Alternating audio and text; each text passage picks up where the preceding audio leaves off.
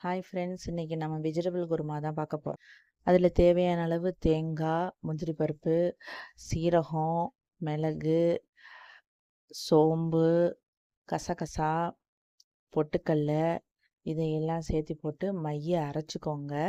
நல்லா ஃபைன் கிரைனாக பேஸ்ட்டாக அரைச்சி வச்சுக்கோங்க. குக்கரை வச்சு அதில் தேவையான அளவு எண்ணெய் ஊற்றிக்கோங்க.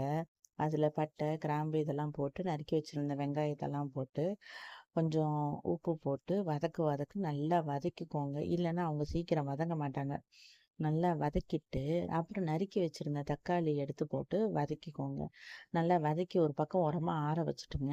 திரும்பவும் அந்த குக்கரை எடுத்து வச்சு எண்ணெய் ஊற்றி பட்டை, கிராம்பு இதெல்லாம் போட்டு அரைச்சி வச்சுருந்த வெங்காயம், தக்காளி எல்லாம் போட்டு அது கூட இஞ்சி பூண்டை போட்டு அதுக்கப்புறமா உங்களுக்கு தேவையான வெஜிடபிள்ஸ் எல்லாம் சேர்த்து போட்டு கட் பண்ணி வதக்கி வச்சுக்கோங்க.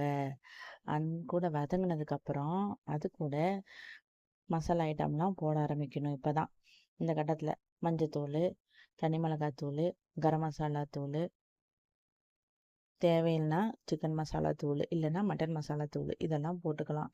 அது கூட கொஞ்சம் உப்பு சேர்த்து போட்டுக்கிட்டு கருவேப்பிலை, புதினா, கொத்தமல்லி இதையெல்லாம் போட்டு நல்லா சுருள வதக்கி விட்டுக்கோங்க.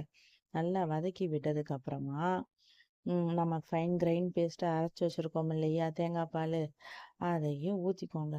அந்த தேங்காய் பாலை ஊற்றுனதுக்கப்புறமா அதில் கொத்தமல்லி தூள், குழம்பு தூள் இதெல்லாம் கொஞ்சம் போட்டு அப்புறமா எங்கள் அத்தை